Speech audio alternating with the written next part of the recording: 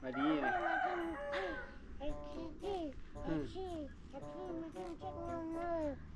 กินกันเลยไปกันเลยนะ ไปส่งหน่อไม้ทำไปได้หน่อไม้ไปการกบหอย่างอย่างคลิปนี้ได้หน่อไม้แล้วจะมื้อนี่ไปการกบเนาะเราเบิ่งว่าไปได้หน่อไม้ก็จะได้กบนี่ เสียมไปละเสียม เอามีดเอาผ่า เอาเสียมเอาแม่โอเค บ่มีบายบายช่วงนี้เป็นช่วงฤดูใบไม้ปงท่านผู้ชมนั้นมันจีนเอาบ่อแฮบริษัทจีน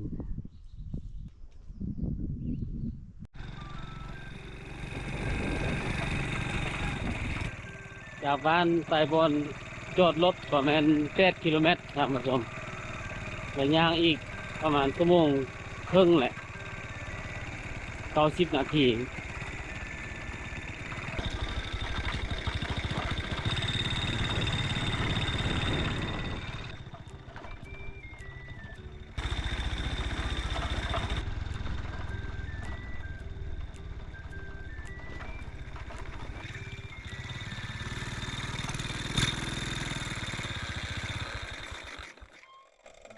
นี่รถกระเจ้ามาเลาะซองนอว่านี่น้ำมันรถไปเสื่องไว้ก่อนท่านผู้ชมเวลามาจังครับมีน้ำมันใส่รถครับ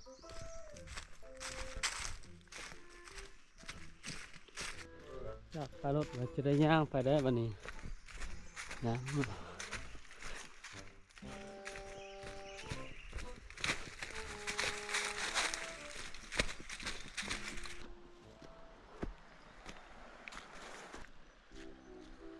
อากาศที่จะเย็นแบบนี้เย็น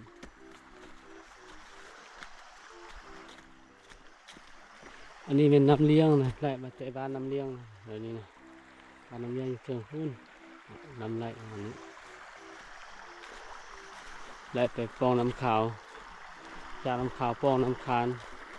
ไหลเส้นน้ำคานไหลเส้นน้ำคลองไปออกที่หลวงพระบาง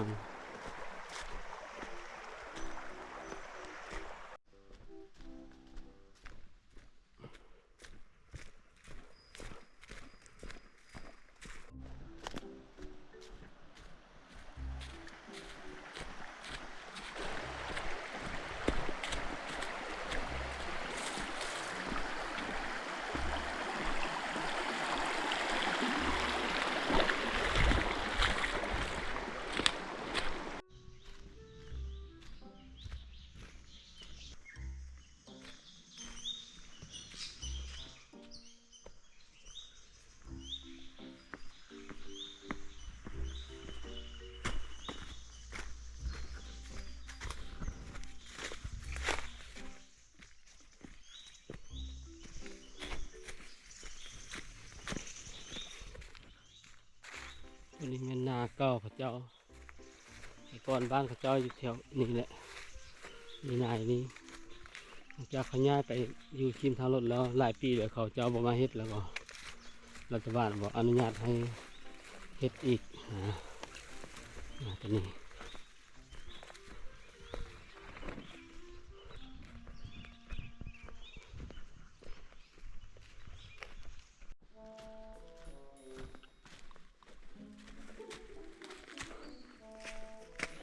ป่าไม้บักใหญ่ท่านผู้ชมอันนี้เป็นนาเก่าพระเจ้าเลย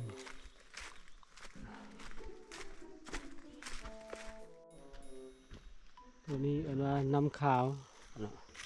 เมื่อกี้ที่ผ่านมาเมื่อกี้มันน้ำเลี้ยงท่านผู้ชมเนาะตัวนี้อาจจะเป็นน้ำขาว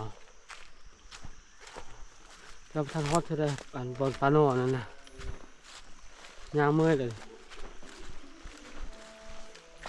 ก่อนจะได้กินโน่มันก็จะใช้เวลาย่างหลายชั่วโมง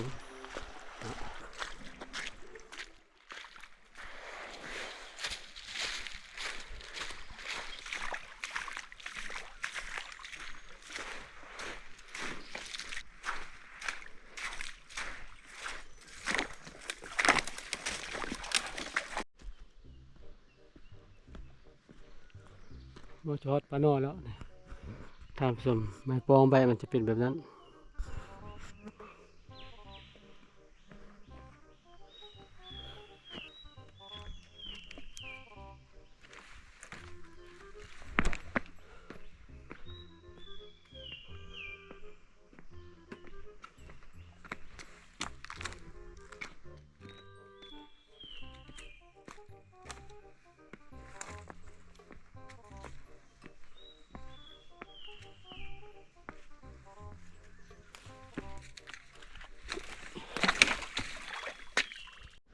ท่านผู้ชมปลาโนอแบบนั้นปลาโนอ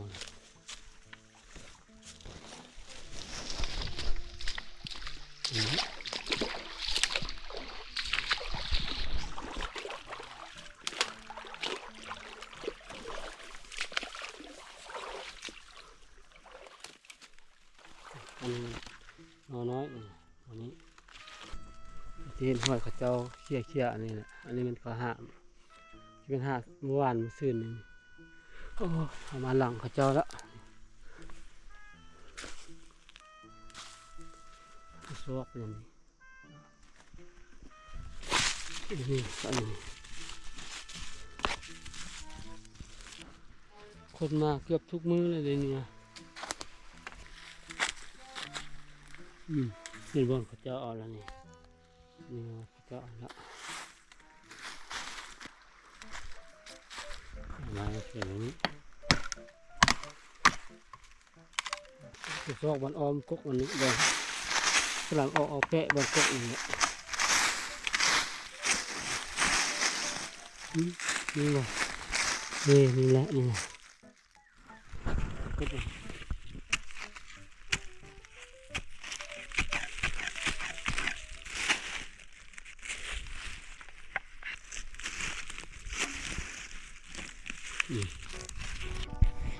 เนาะ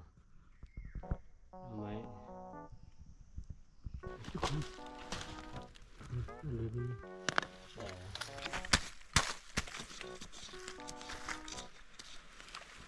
ดูมัน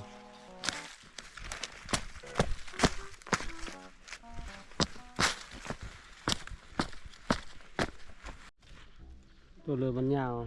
วแล้วมันจะเขี้ยวแบบนี้เนาะมันจะออกเขี้ยวอย่างนี้เลยแต่เวลาอยู่ต่ำอยู่แล้วมันจะสีแดงๆนะเนาะแบบนี้แหละเราจะใส่อย่างนี้แหละเวลาอยู่ที่เป็นแบบนี้ไม่นอเลยนี่น้อยเนาะตัวนี้จะรสแซ่บกว่าอันตัวที่มันยาวเอานั้นนะตัวนี้นะตัวนี้จะแซ่บกว่า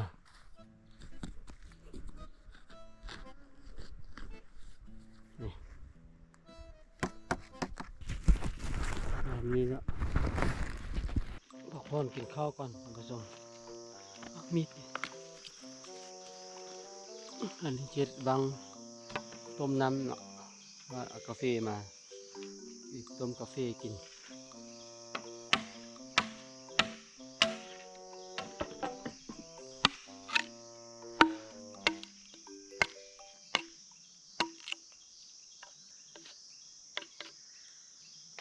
เอาไฟก่อนเอาไฟเราไฟกินข้าวก่อนกินข้าวเราจะซอกไหม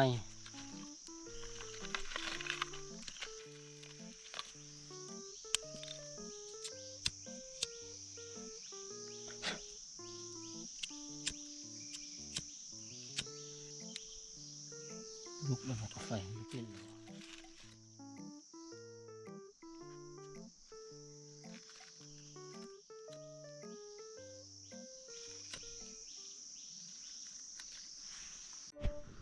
นอได้ซ้ำนี้แต่อย่างซอกไหมแล้วจีกินนอนึงจีนอนึงจีกินนอนึงเอาอย่างไปกินข้าวเลยไปซอกไหมเอาไหมกินนอเดียวกินนอเดียวนี่เอาไปซ้อมไม้ยันบ่ได้เลยก็บ่มีอันสิไปต้อนลูกต้อนเมียนะอันนี้พอแกงเอาเราไปซ้อมไม้บ่ได้ก็แกงอยู่ที่ ครอบครัว4-5 คน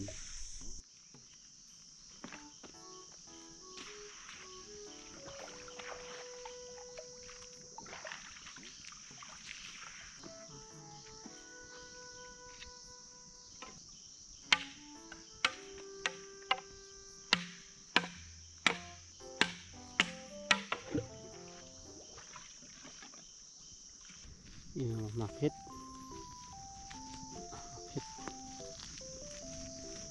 กับเกลือเป็นเกลือเป็นนัว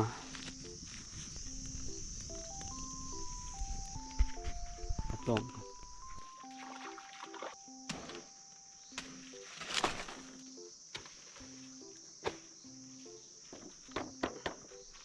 เจียวตัวนี้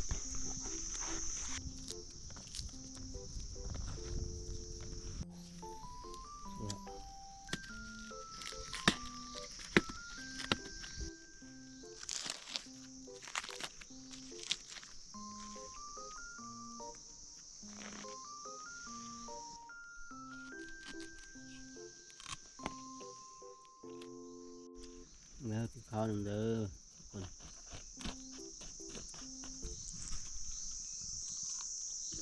ครับ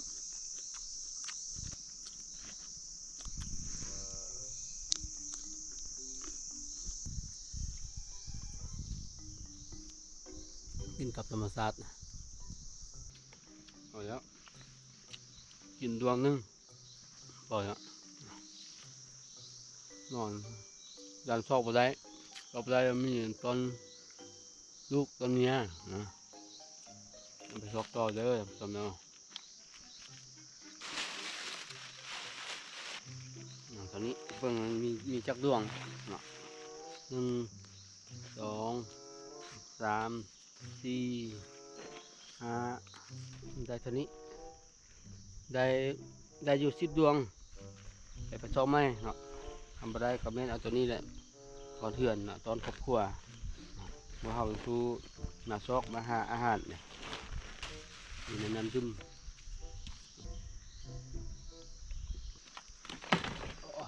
กาแฟอยู่ป่าท่านผู้ชม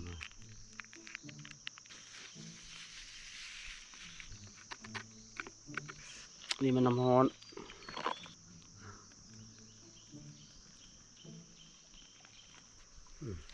น้ำกาแฟกินข้าวแล้วไปซ้อมมือแล้วท่านผู้ชมเนาะซ้อมมือมันจะได้ป่ะไปซ้อมบนไม้นี่อยู่กับธรรมชาติแล้วนี่นะท่านผู้ชมเอ้ยบ้านไม้อากาศสดชื่นเลยนี่อากาศเย็น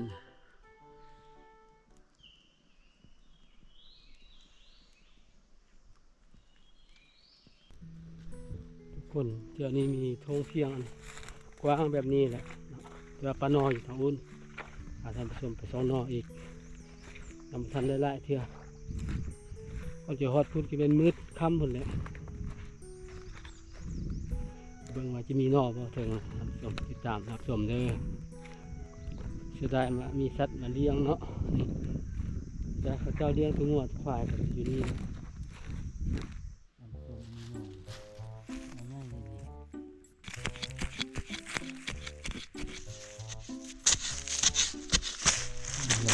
เนาะอันนี้รสชาติจะคมนิดนึงเลย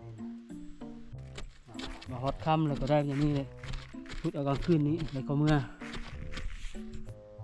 ทำส้มนอนี่ออกอยู่วันนี้นี่โอ้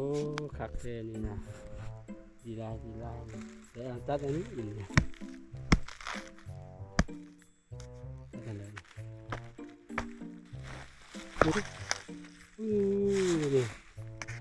ี่กกมัน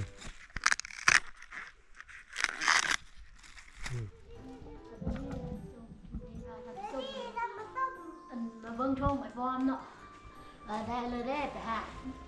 หาโน่นว่าโน่นพักไอ้เอเนี่ยมันต้น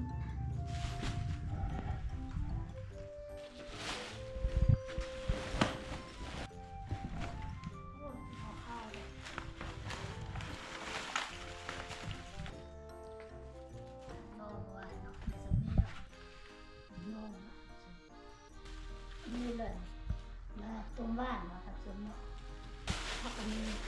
เป็นเสื้อแกงโน่นเนี่ยอันนี้เราก็เก็บมา เราไปกินมาเนาะนี่กับผักเขากินเยอะมาแกงโน่กินซอยสมบัติน้องเพิ่งแกงไปกินมาสองห่อไปไล่เสริมเยอะ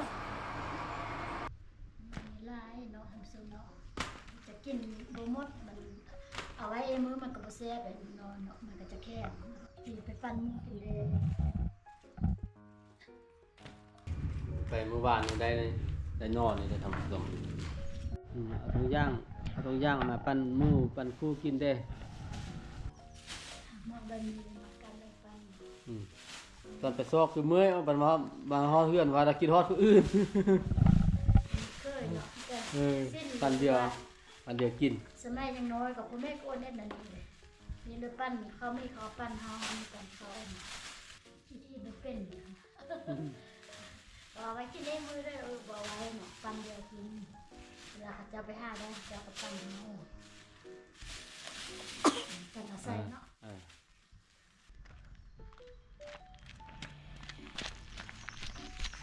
หน้าไปก็เริ่มมานานน่ะมันนอกไปเฮ้ยเขา ไอ้แม่ชื่อฮันนี่มาเนาะปั้นแม่ชื่อกินเนาะ ให้เอานอกขึ้นมา ขอบเจอนะ ร้อนไปหา ฟ้องไป หาเมื่อวานนี่เด้ ว่า แกกิน เอาบ้านเอาอยู่บ้านมาเนี่ย นะ มีเพื่อนเล็กเสือเนาะนางอีกกับแม่ แล้วเนาะไปกันเนาะไปเจียว ไปจี้บ่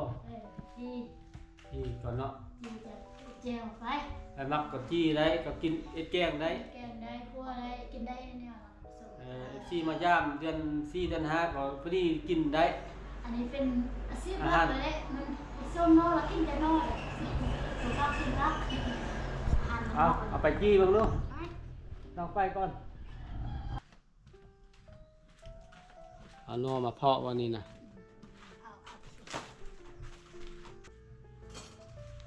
วันนี้เผานอนอ่ะป้ากินแต่ดวงเดียว ตอนนี้ตอนนี้ ผมคิดว่ามันจะได้นะไปก็เลยว่าไปจวบมันบนมันมีหลายเนาะบนอีกไปได้แต่10 ดวงตื้อแม่ ที่โดนเนาะปลอดภัยเจ็บเด้อเจ็บเราไปกินแซ่บกันละ เยอะ โอ้แต่ว่า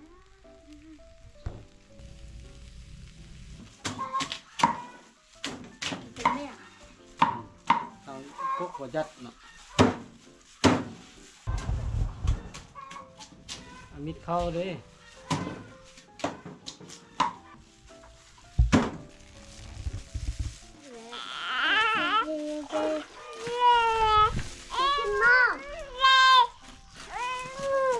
มาเลยมีย่องมาเลย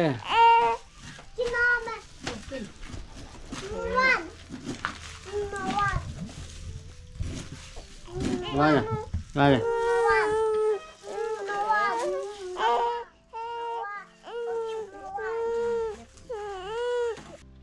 อาหารทุกแล้วมา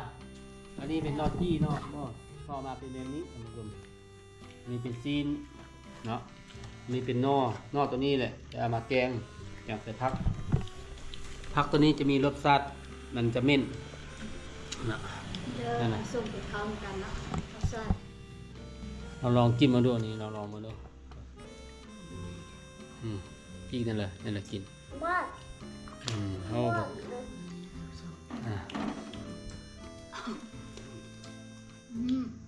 ครับหวาน จ้าผู้เอาน้องมาเอาน้องเลยกินข้าวเลย กิน แม่ดิแล้วว่าลูกสินะ ปึ้มหวานกินก่อน กินอันเด้อกินข้าวน้ำเดียวเด้อนี่กินกับนอนนอนใหญ่ๆเนาะ